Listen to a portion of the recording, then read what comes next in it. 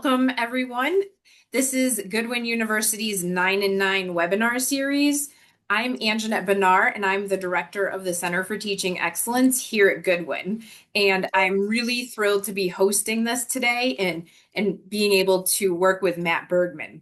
So thank you all for joining us. This is the third season of the 9 and 9. This is the first episode of the third season, where we are featuring, we're looking at translating research into practice.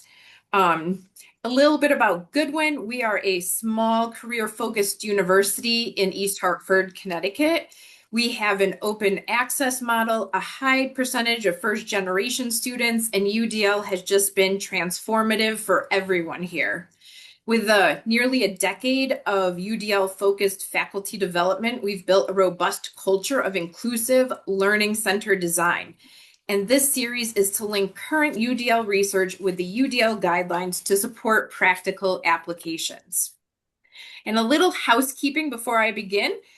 Today's webinar is being recorded, and we will share the link and the materials on our Padlet, which we will be dropping in the chat periodically during the session. I wanted to just make a note that we are having a UDL conference here at Goodwin on October 2nd, and our call for proposals is open. So I would definitely check that out. We would love to have some of you, even if you can't travel. We have a digital poster gallery this year. Feel free to add your questions in the chat and we'll address them when possible. And just stay muted unless you're speaking or Matt asks you to come off. So I also wanted to point out that there is AI closed captioning by clicking the More button at the bottom, the icon with the 3 dots on the bottom toolbar. And now it is my pleasure to welcome today's presenter. So Dr. Matt Bergman is an award-winning educator, consultant, and keynote speaker with extensive experience in both K-12 and higher education. He currently serves as an instructional design manager at Alvernia University, where he partners with faculty to design engaging, inclusive classes using UDL and TILT frameworks. Dr. Bergman has held several roles in higher education, including adjunct professor and assessment curriculum coordinator, where he supported program assessment, curriculum development, and the accreditation process. He's a strong advocate for UDL, transparent teaching practices, and the thoughtful integration of AI. Dr. Bergman partners with schools, colleges, and universities across the globe to help educators create clear, inclusive, and engaging environments. Welcome, Dr. Matt, and the floor is all yours. Hey, thank you so much. And thank you everybody for being here. It's great to see so many people from all over the place. I'm just blown away by just the expertise in this room and also all of the things that we're going to learn. And so I often call myself a UDL evangelist. I absolutely love being able to spread the word about UDL. And in fact, I just recently started at Alvernia University. This is actually week 3 for me, transitioning from another role at another university. And it's been incredible, the reception around UDL and TILT and even AI. So I wanted to bring all those passions together to this particular presentation and really answer some big questions. And that would be, why does transparency matter in instruction and assessment in higher education? One of the things that we're starting to see is that higher education is starting to need to reinvent itself. And how can we do that, but still stay true to our core beliefs and what exactly we believe in, and make learning even better for the population of students that we have? And then how can TILT actually be a tool that we can use to increase that clarity, the student understanding and engagement? And most specifically, how can we take TILT and pair it together with AI and UDL to increase transparency? And that is the big question today. Now, I'm going to give some simple examples on how to use these tools and these resources. And I invite you to dig deeper and even experiment with some of these tools and resources. We'll get you the copy of the presentation after the presentation is over. But I want you to just think about what is maybe one or two things that I could apply to my situation today. And that is the shopping basket approach that I often like people to take. Instead of trying to go through the Sam's Club or Costco of different ideas, let's think about maybe one or two things that we could take away. All right, so to get started here, I wanted to share with you where we are going. So first of all, we're going to talk about why does transparency matter in instruction and assessment in higher education. Then we're going to transition over to how tilt can actually increase that clarity. And then adding on, almost like Lego pieces, how AI and UDL can support tilt even further. And then talk about last thoughts. All right, so to get started here, what I'd love to do is I want to see where exactly you are coming from. So I'm going to go ahead and I'm going to drop in the chat as well as putting this up here. You can use the QR code on your screen, or you can use this right here, the chat. I'm going to drop in a survey. And if you wouldn't mind, tell me a little bit about your current role and your experiences with students and transparency when it comes to assessment and learning. So give you a moment.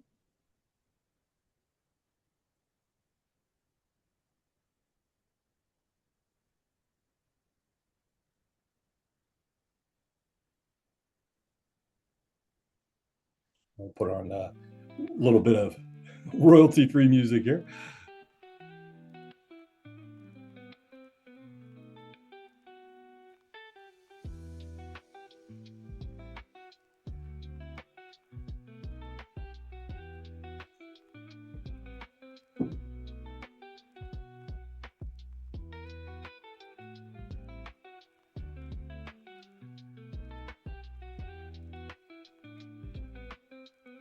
Excellent.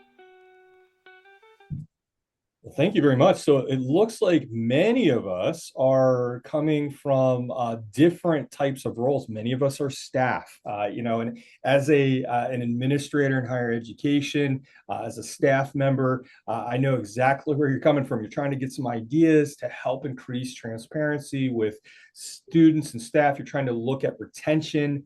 What impact does this have on retention, and how does it help some of our diverse student populations? Many of you are faculty members, and you might be thinking, okay, how can I actually use this now? Like, what can I actually do now? And that's going to be really, really important. And then from a K through 12, I'm glad that we have a K-12 person in here as well, because it's really important to think about this even in K-12. I know I used to work in the K-12 world, and I've worked at each level. And one of the things that I noticed is that the elementary level gets this. But once we get into secondary, where we're a little bit more nuanced in the subject area, we're passionate about our subject area, we dive into that. We want to share all we know about the subject area, but sometimes what we do is we don't think necessarily about the clarity aspect of things. And so that's going to be really important. So let's just check this out. So from a standpoint of observing, misunderstanding, assignment expectations, we have 9 of you said often, 14 said sometimes. Almost every semester there's a problem, or rarely. And the reason why I wanted to bring this up is because we're always going to have misunderstandings. That is something that is always going to happen. And that creates barriers with cognitive load, barriers with engagement, barriers with expressing knowledge, building understanding. All of these things can really derail learning if we're not clear on our expectations and the grading criteria. So Tilt is a framework that you can use to actually go through and increase the transparency in instruction and assignment. And it's not very difficult. In fact, what I'm going to do here today is I'm going to share with you a couple of assignments that I've found here at Alvernia University, and I've tilted. So I wanted to actually take something on the ground and actually tilt that. And we're going to use some practical examples here in just a few minutes. Okay, so let's talk about this, the reason why there is a need for transparency.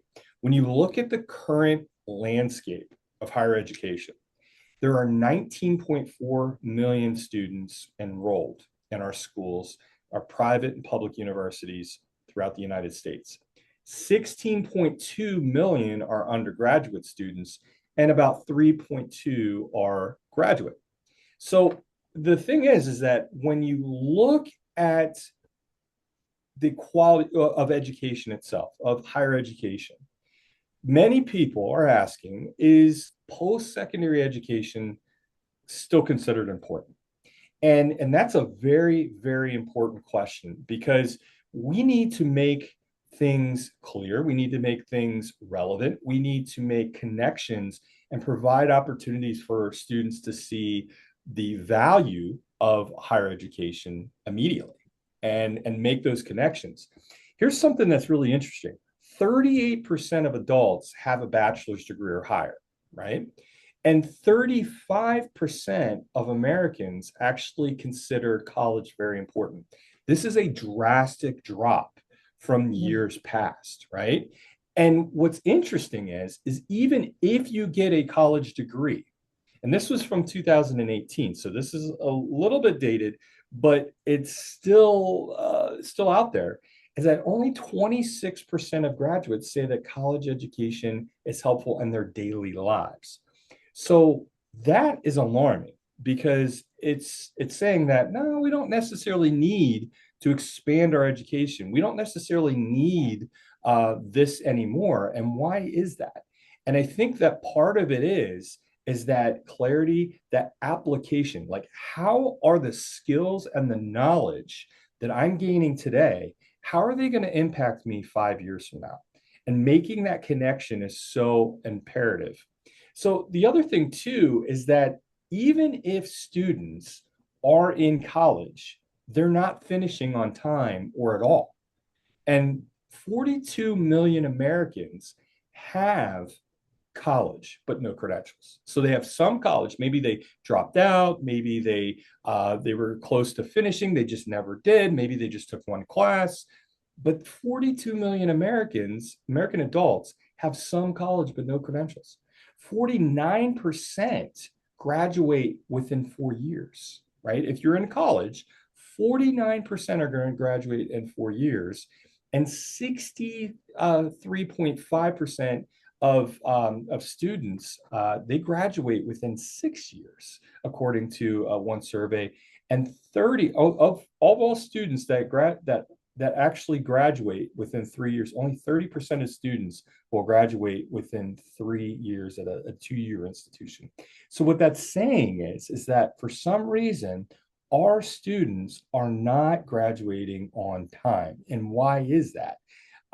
Maybe it's the load, maybe it's the responsibilities, maybe they failed a couple classes, maybe they're not getting the guidance that they need. There's a variety of different reasons, but the idea is that, okay, here are some flags that are going up, and we need to pay attention to that, right? It almost reminds me of the idea of Blockbuster and Netflix. You know, Blockbuster had over 9,000 different locations, and now they only have one. Believe it or not, there's one a Blockbuster left. And Netflix, they had the opportunity to buy Netflix for $50 million, and they just laughed at it because they thought, oh, nobody's going to order DVDs online. Nobody cares about personal recommendations when you go to the website. Nobody's going to stream stuff. And boy, I tell you what a big mistake for Blockbuster, because they didn't adapt. They didn't look at the current environment. Now, I'm not saying something drastic like that's going to happen in higher education, but there are things that we can do and we can look out for to say, okay, we need to adapt. And how can we do that? And so here's one of the ways we can do that. And that is that 24 to 56, depending on where you look, 24 to 56% of undergraduate students are first generation students, which is amazing. That's an awesome opportunity to break generational cycles of not going to college, of poverty. There's so many different ways that we can impact students. And what's great is that these first generation students are actually enrolling at twice the rate of their continuing generation students. But the problem is that they face a greater risk of dropping out. And so retention is a big, big issue. And why is that? And so when you start looking through the data, when you start looking through, all of these different things, the current environment in higher education, we have to, as educators, either as staff members, as administration, as faculty members, appreciate and recognize the variability that exists in all of our students, right? And so when I'm talking about variability, sometimes what we do is we look only at certain aspects of that variability, but look at the variability as a whole. How do you see the greatest variability in your students when it comes to how they prepare, their life responsibilities, their motivations, their learning preferences, and how might this variability actually affect engagement and success in your assignments? So I want to take just a moment for you to think about that. Feel free to share in the chat. You can reflect quietly on your own, or heck, if you're with a colleague, have a conversation with your colleague. But we're going to take about a minute to just reflect on this, and feel free to drop that in the chat.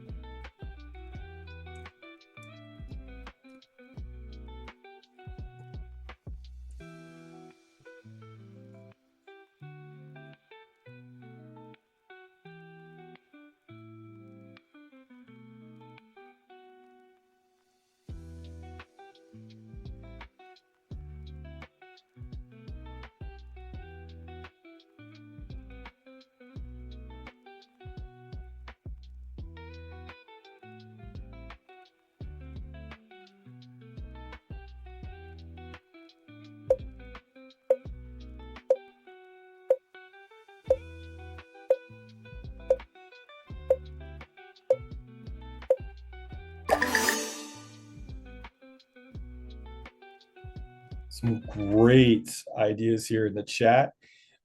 Just looking through and seeing what you're saying is that, there's so many different areas that we're experiencing this learner variability, when, it is the academic preparation and life responsibilities and motivation. It's definitely, even from a caregiving standpoint, socioeconomic status, there's huge differences. That's the other thing too. There's huge differences in how students are prepared. A valedictorian at a school, say in rural Utah, might be a lot different, and get a lot different experiences than, say, maybe in Boston. And so that's something to think about. Academic prep is a huge thing, and so how do we actually prepare students for the rigor of higher education? Time to do work. Yeah. Life responsibilities, I think, is something that I'm seeing quite a bit in this chat. And that's something that we don't necessarily think about, but think about the population of students that are coming into our schools where they may not be 18 years old. They may be in their 20s or 30s or 40s going to school for the very first time as well. And they have all sorts of life responsibilities. Or many of our students that are 18, 19 years old, they have life responsibilities to think about as well. And so that's huge. Mental health, that's big. We're starting to see more and more students come into our institutions with needs for support with self-regulation. That's huge.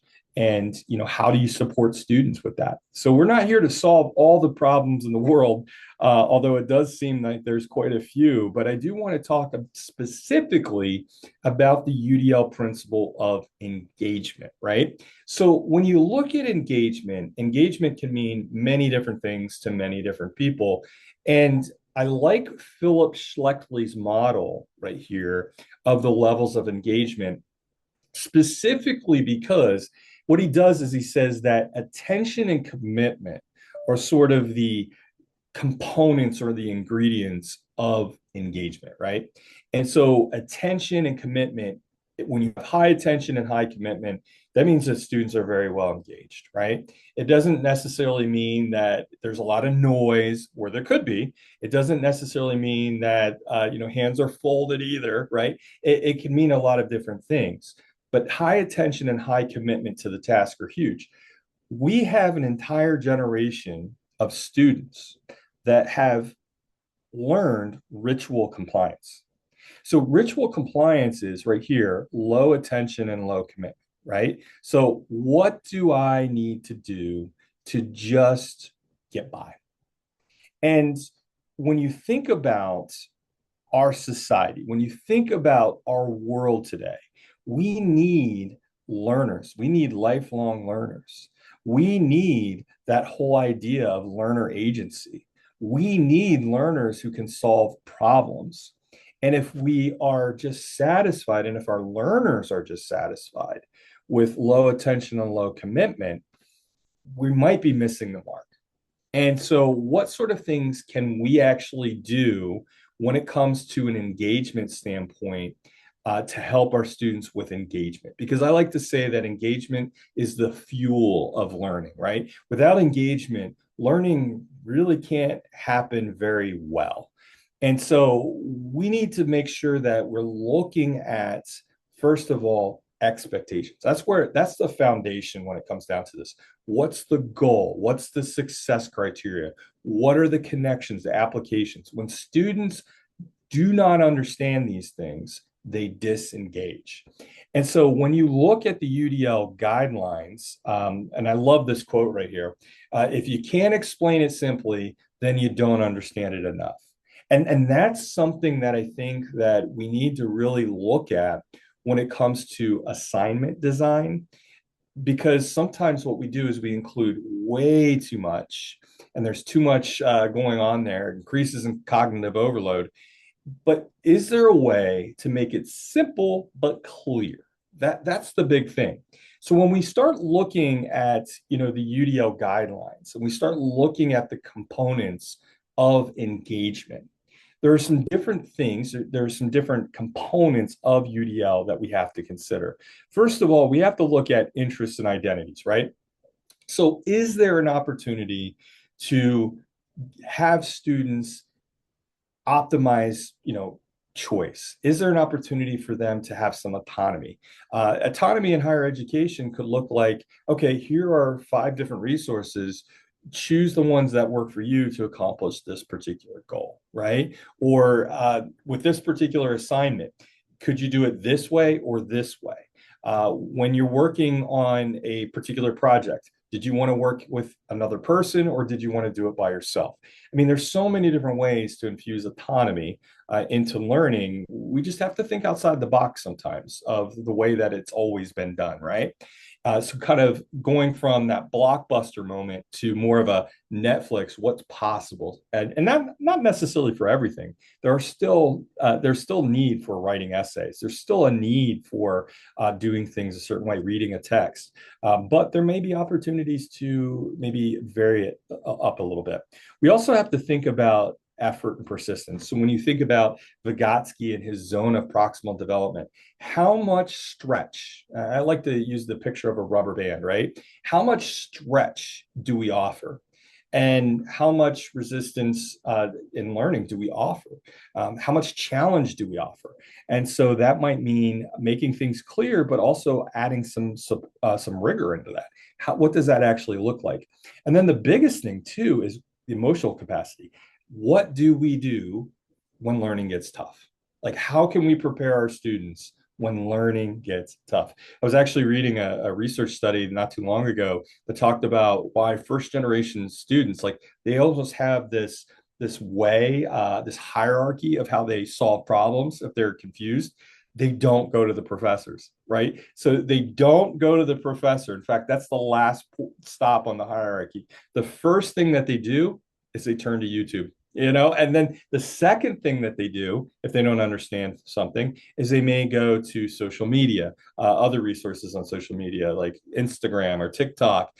Even then they go to maybe their classmates, and then they go to maybe somebody else, and then they go to the professor. So it's really interesting because when learning gets tough, they almost have this hierarchy. But how can we make that even less stressful for the students? Like, how can we help them with understanding how to solve problems right from the get-go and establish that? So there's a couple of different things that we want to think about, but what we're going to do today is we're going to actually talk about this whole idea of sustaining effort and persistence. Like, how can we make learning rigorous and relevant? And that's what Tilt's going to be all about. So, okay, we set the groundwork. Let's get into how can Tilt actually increase assignment clarity, student understanding, and engagement. So let's look at this. So take a moment, and I want you, if you have a piece of paper around, who has that anymore, right? But I want you to draw a butterfly. Now, if you don't have a piece of paper and you want to try a digital option, this is actually a really neat tool right here. It's called Google Auto Draw. It's been around for quite some time. I'll drop this in the chat if you'd like. And it's real simple. In fact, you just hit start drawing, and then you have this magic pencil right here, right? And when you start drawing this magic pencil, I'm not going to draw a butterfly because I don't want to give it away, but I'm just going to draw something like this. It will give you some different options that you can select from, and then you could use the other pencil if you want to draw your own things. So feel free to do so, but I'm going to give you a minute to draw a butterfly.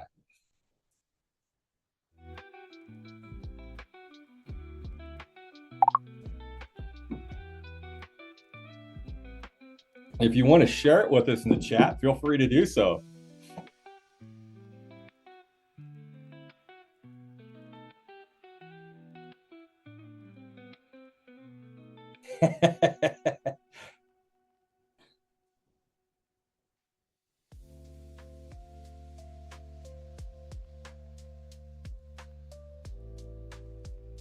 It's looking good. I'm liking some of these. Yeah, Tom's always the wise guy. Sorry, being efficient. Hey, I like your problem solving. It's very creative.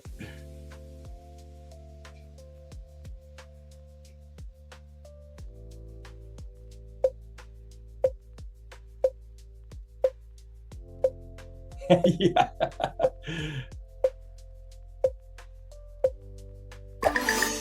All right. So some of you, and here's the beauty of this task here, right? Some of you are probably thinking, all right, I'll do it. I'll do it. Others are thinking, what is this guy doing? Like, why does he even want us to do this particular assignment? And so what's interesting is that you're sharing your butterflies. Some of you sharing your butterflies through here. We have all sorts of different designs, but how clear was my assignment? You might say, well, it was clear, draw a butterfly. You might say it wasn't clear.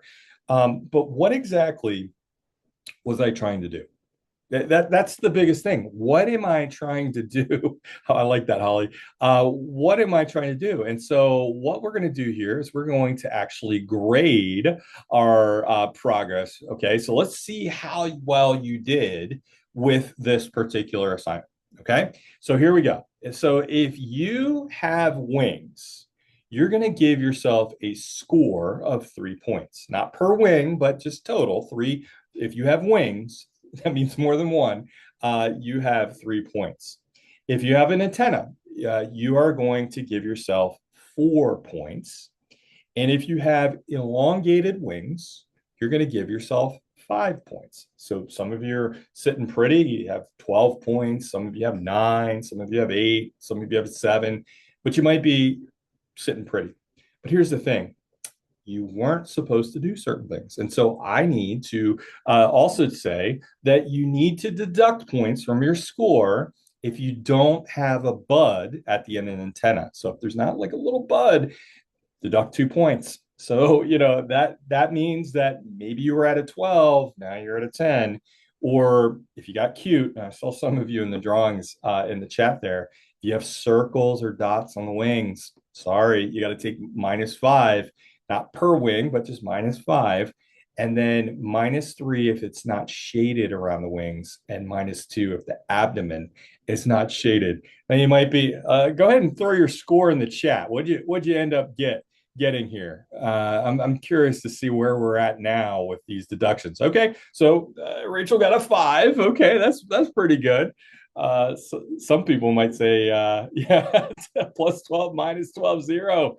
Okay, 9. Oh, a 2.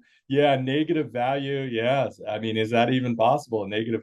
Yeah, yeah. Bad I love it. I love it. Bad professor instructions. Exactly. You got a 5, Wendy. Blame me on that one for sure. But the point is that I was not clear on my instructions at all, right? And I basically said to you that it was supposed to look like this, but I never communicated that. I never told you what I was grading. I never told you the point of this activity. And in fact, you didn't know the purpose. I did help you prepare. So I said, you can draw or you can use Google Auto Draw, but I didn't tell you what the task actually was. Like, what specifically were you supposed to do? Was it a scientific rendering of a butterfly? Was it a creative version of a butterfly? Was it an AI generated butterfly? I wasn't very specific, and I didn't tell you how it was going to be graded. I am blown away on how many assignments I see sometimes where it's out of, say, 100 points and there's no grading criteria. Students have no idea what exactly is expected. But once again, we promote ritual compliance when we're not clear on our expectations. That's the missing thing from Schleckley's work, is that yes, we have action and commitment, but if we don't know where we're going, then our students sometimes will default into that ritual compliance. So how do we go through and we think about that? Well, there's a lot of research out there. John Hattie's work can be controversial at times, but the idea is that clarity matters. When you look at this holy grail of teaching practices, if it had a 0.4 or higher, that meant that it was a pretty effective strategy. But if we look down here, being clear and even believing that our students are capable and handling these assignments, that actually doubles, triples, quadruples growth. And that's really important to consider. So let's actually introduce you to this framework called TILT, right? And so it is, Marianne Winkhelms, she actually put this together, and it's an amazing framework, and it's so simple.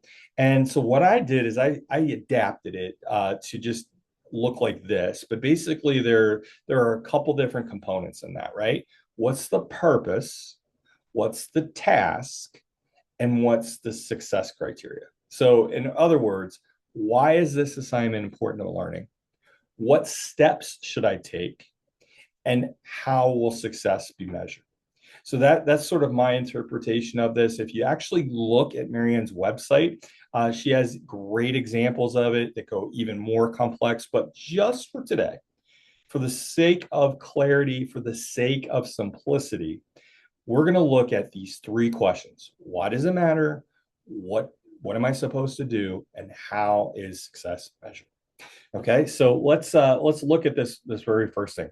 So this was a discussion question that you can see right here that we offered, and it's an international business course. And when you look at this particular question, how clear is the purpose of this assignment? Just take a look at it. How clear is the purpose? Like, what is the point of this assignment, right? That's something to think about. And something else to think about is how clear are the instructions? So this is a discussion question. How clear are the discussion questions? So it talks about, what you should explain, but does it actually talk about how you should, well, participate in the community? How many dis discussion questions should you respond to? When is it due? What should you cite resources? Should you not cite resources? Should you share your own personal opinion? What about AI use? Grading criteria, like what exactly, how is this assignment going to be graded?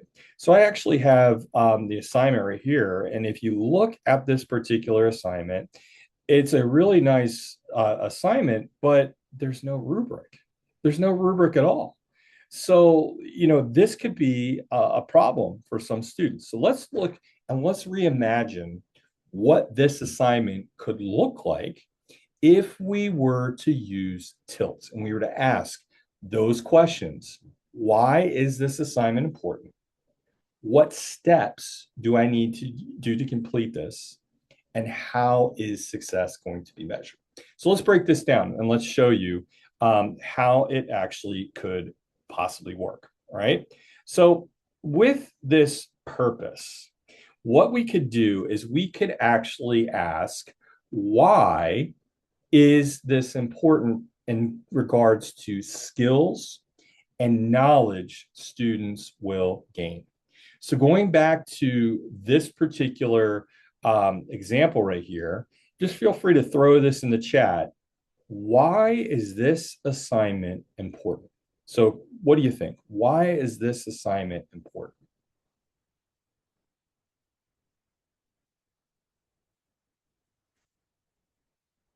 So why is the assignment important?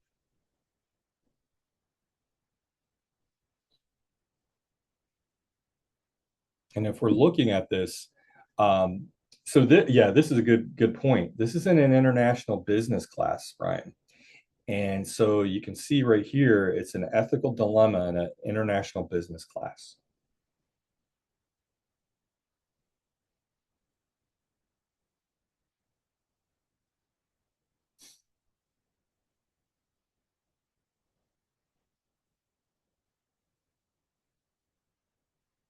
Yeah, I mean, it could be, learning objectives.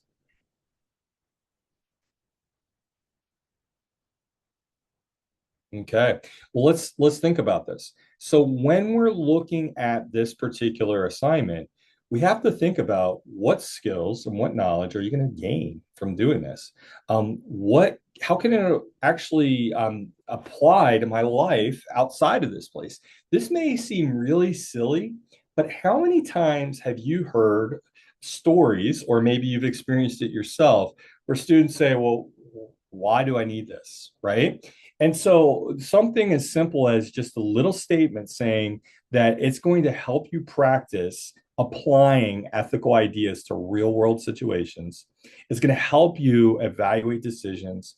It's going to help you with understanding stakeholder perspectives. And these skills are really important when you're in the business world, because you may face ethical issues working across cultures. Like, this is really, really important. So something as simple as that, if it's a sentence, if it's bullet points, allowing students to see why they need it, it's so important. I think it's particularly in math and the sciences. How many times do students just learn a concept and that's it? They have literacy, like they know what to do, but they don't have fluency when to use it. And so when would you need to use this particular equation? When would you need to use this particular concept is so important. All right, so let's get into the next part. What about what you're supposed to do, right? What are you supposed to do? Now, in this particular assignment, one of the things that you read about in the module, in the actual course itself, is that they're supposed to read chapter 5. They're supposed to go through a PowerPoint presentation. But very rarely do we say that you're going to need this knowledge right here. You're going to need these resources to actually complete the assignment. Many times our students see a disconnect They see, oh, reading assignment, PowerPoint, no, not going to do that. I'm just going to do the assignment because that's the task that I need to do. So adding something as simple as preparing can be really helpful. But think about this as well from a UDL lens. What about preparing students and using a read, listen, watch model? Okay, so think about this. So what if we prepared students by offering them something to read, something to watch, and maybe even something to listen to prepare for the assessment, right? So that could be something that could be really, really, really helpful. So going back, sorry, I'm I'm clicking things and I'm going backwards instead of using the arrows on my keyboard. So I apologize about that. So the other thing that we can do is when you look at this particular task, the cognitive load that goes into just interpreting what exactly my instructor wants me to do increases a little bit. Now they've used bullet points here, which is great, but specifically, if we could chunk this task and think about the specific things or elements that need to be in this particular post, well, we're in good shape. So right here, an ethical dilemma. What we're supposed to do is we're supposed to explain it. The ethical framework, we're going to use an ethical framework from chapter 5. We're going to need to make sure that we include that. Okay, so, all right, so we've asked, what's the purpose? What's the task? And now, how are you going to know you're successful? That's so, so important. How are you going to know that you're successful? There was no rubric in the example that you just saw. And that's something that we as educators, myself included, are notorious for in higher education sometimes is that we just give a grade and that's it. So what specifically are we grading? And there's a couple different things that we could do for that, for defining success. We could define success by having a checklist. We could define success by having bulleted items here and saying, you know what, it's going to be 2 points for this, 2 points for that.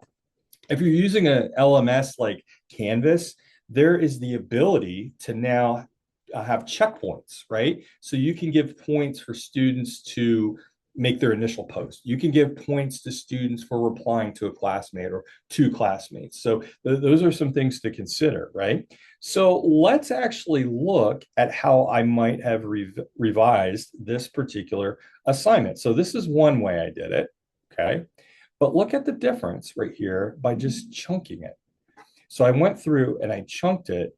I added a picture right here, but I chunked it and I said, look, these are the things that you're going to need to have in your discussion post. The ethical dilemma, the ethical framework, the decision, the consequences. These are really important things to have in this particular assignment because it's really, really, really important. So really, when you think about this, Tilt and UDL are a match made in heaven because UDL asks why, Tilt asks why, UDL asks how, Tilt asks how, and what, right? So this is actually a really, really neat way of possibly making our assignments even more clear. So okay, so let's think about this then. So we actually have this final version. If you want to see the final version in the presentation, I'll have it right here in a document so you can check it out. So feel free to do that. But I want you to take a moment and I want you to think of an assignment that you may have given students that they struggled. And just ask yourself, was the purpose clear? Was the task clearly defined? Were the success criteria visible? So let's just take a moment. Once again, if you want to share in the chat, feel free to do that. Or if you want to reflect on your own, also take that in mind.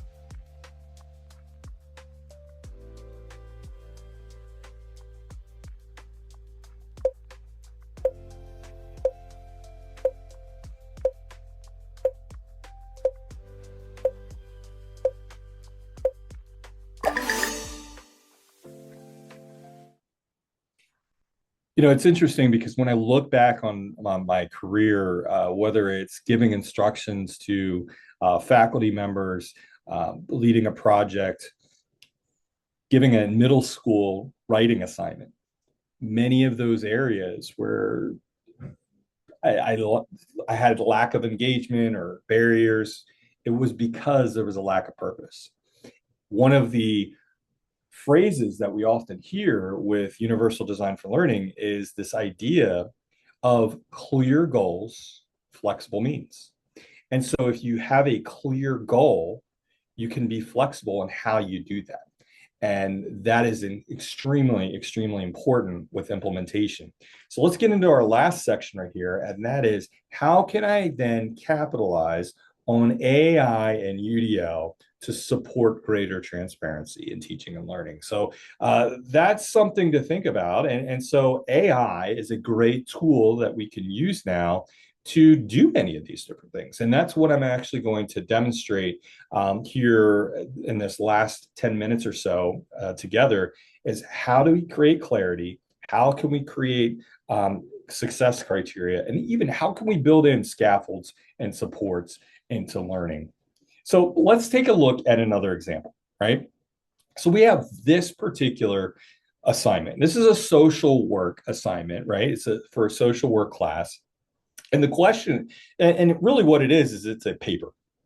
And it's saying, we want you to write a 3 to 5 page paper, and there's no rubric, so there's no grading criteria, but these are the things that we want.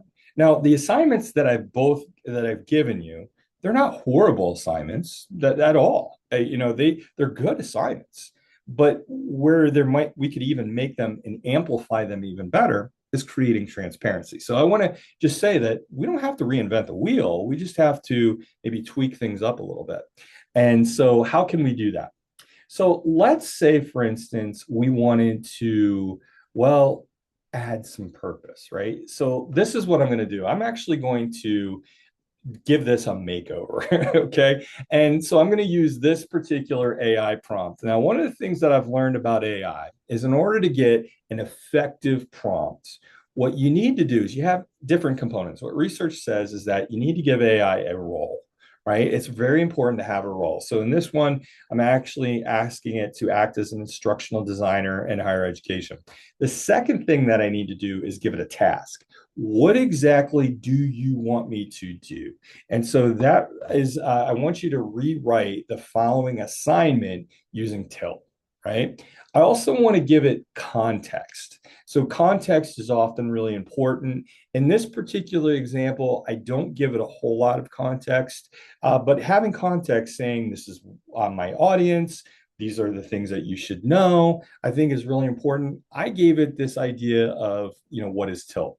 And then the final thing that you often need is the format. What specific format do you want the AI tool to assume? Do you want it to be a list? Do you want it to be code? Do you want it to be a document? Do you want it to be a picture? Do you want it to be, you name it, it can do it. So let's take this AI prompt right here, and I'm going to actually take the assignment that I just gave, okay, and I'm going to put it in here.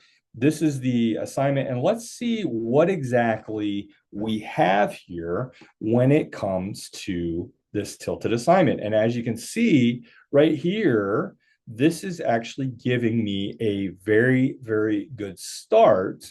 But one of the things with AI that we have to remember is keeping a human in the loop, right? So this is wonderful. It does 80% of the work for me here, but I want to make sure that I'm refining this to my needs, using the language that we need, organizing in a way that I need, adding my own thoughts, adding my own resources.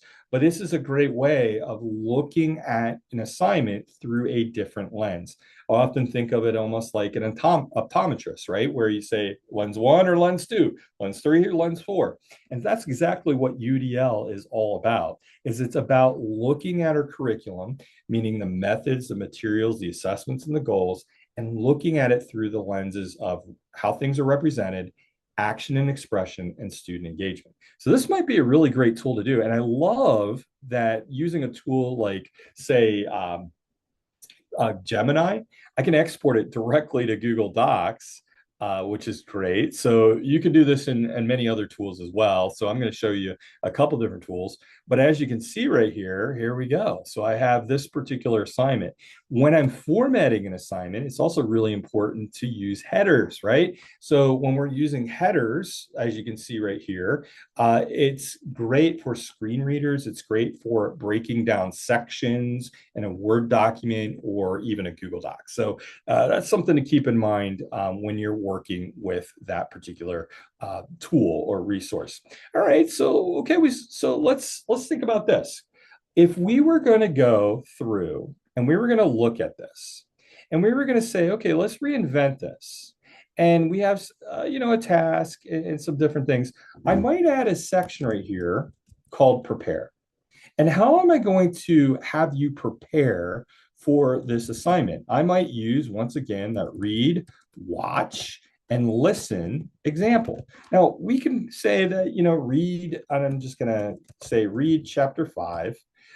We could watch, maybe there's a YouTube video, right? So I'll do youtube.com, whatever the video was. But often, what about listening? Many of our students are commuting, they're walking around, they're taking care of things. And listening is a great way of learning, right? It's a really great way of doing that. So a wonderful tool that you could possibly use is Notebook LM. What I love about Notebook LM is it is a Google tool that you can use to actually add sources right here that you actually curate. So I can add documents right here. I can add websites, PDFs, images, audio, PowerPoints. And I can say, I only want you to look through this resource, not necessarily this resource. Now, what I did is I actually pulled out an article from EBSCO as well to talk about social work, right? And I can then click right here and it'll create an AI podcast. Check this out. Hopefully it'll load up. Welcome back. If you've ever tried to solve a massive problem just by meaning well, you're going to love what we're looking at today. Yeah, it's a pretty fascinating shift we're talking. Unbelievable that we're able to do this. Now, once again, you could create your own podcast very, very easily. You could use Notebook LM as a tool to do that. But look at all the other things that we could add here. We could add a mind map. We could add an infograph. We could add a quiz. We could add a report. The possibilities are endless. But here's the thing. When we're preparing for this task, what we want to do is understand the background needed to then talk about what exactly this assignment is asking us. All right, so let's go to something else here. And so we have Notebook LM, and then another thing that we could possibly do is we could create a playlist. So if you have ever heard of playlist, playlist is something where you kind of pick and choose what you want to do and how you want to do it. And that's really important. So I love using Copilot for this exact task because I find that out of all the tools out there, ChatGPT, Claude, Gemini, all of these different tools, this is actually the best for this particular task.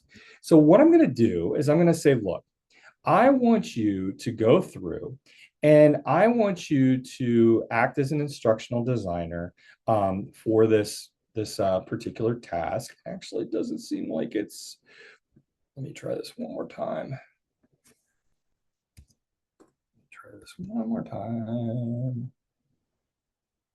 Okay, it is not doing this. So I'm going to try this again. Success.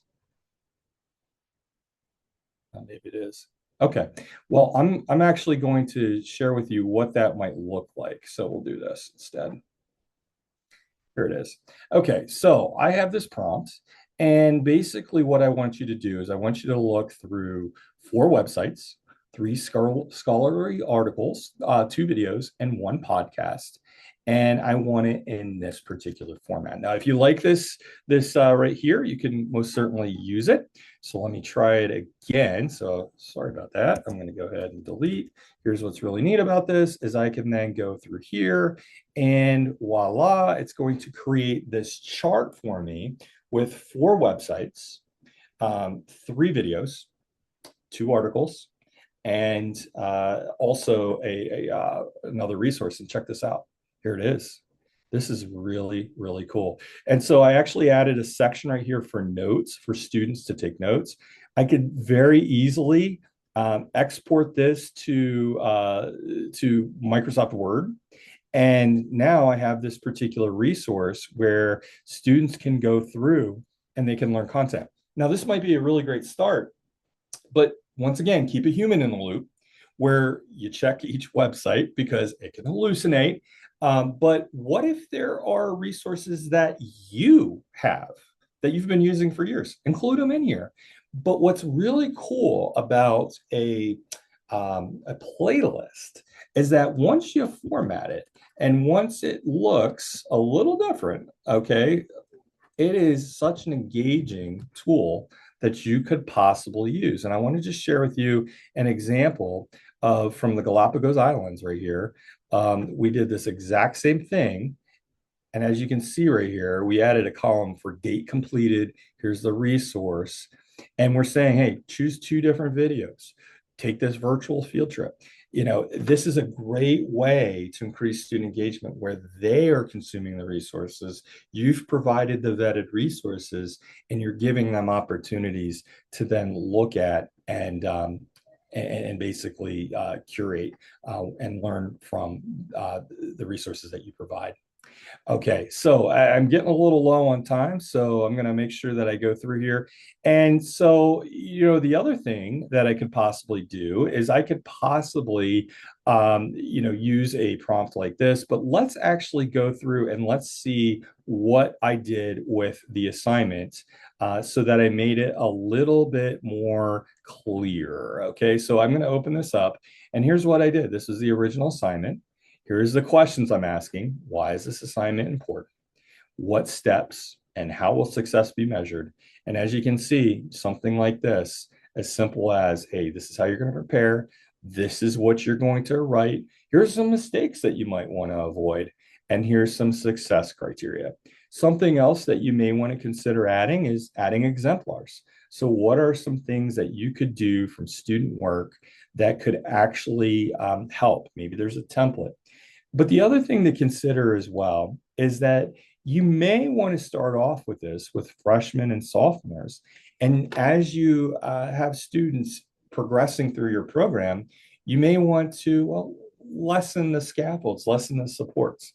And that's absolutely realistic because it's so, so important to allow students to learn and develop that agency because that is such an important thing for growing. So let's actually conclude here and let's talk about this. The single biggest problem in communication is the illusion that has taken place. And so hopefully you can see that these 3 different items, universal design for learning, tilt, and AI, are very helpful tools in increasing clarity. Because when we can understand why this assignment matters or why this project at work matters, because you can use this in the workplace. You don't even necessarily have to just use it in the classroom. When we understand that, when we understand what steps and actions are required and how success will be measured, we actually increase the likelihood and increase the quality of work that's going to be occurring because the cognitive load just to understand the expectations and even find the resource is so much lower. So I encourage you, maybe right now we have a lot of staff members. I encourage you to say, hey, you know what? Maybe there's one thing I could do, a project that I have coming up that I could tilt. Or maybe you're in the classroom right now and you can maybe one assignment. What Marianne's research has shown is that by tilting one assignment, it has a dramatic impact on student achievement and even retention. So just try one time, that's it. And you'll see dramatic improvements in your classes by simply doing that. So, hey, I want to thank you guys so much for being a great audience. Once again, you can reach out to me on my website at drmattbergman.com. You can email me at mattbergman14 at gmail.com. or you can connect with me on LinkedIn. I'd love to be able to connect, extend the discussion. And also, we will make sure that you do get a copy of the presentation, but I will actually drop that in the chat as well, just in case you need it, but we'll also get it to you and the resources that we have. So thank you very much. And I'm going to turn it back over to the good people at Goodwin. Thank you very much, Matt, for that excellent presentation. Just as a little side note, I did get the PowerPoint linked, so everything should be up to date in the Padlet. So thank you everyone for joining us in this session, and hopefully we will see you next time. We do this every month, so feel free to sign up. So we will see you and have a great day.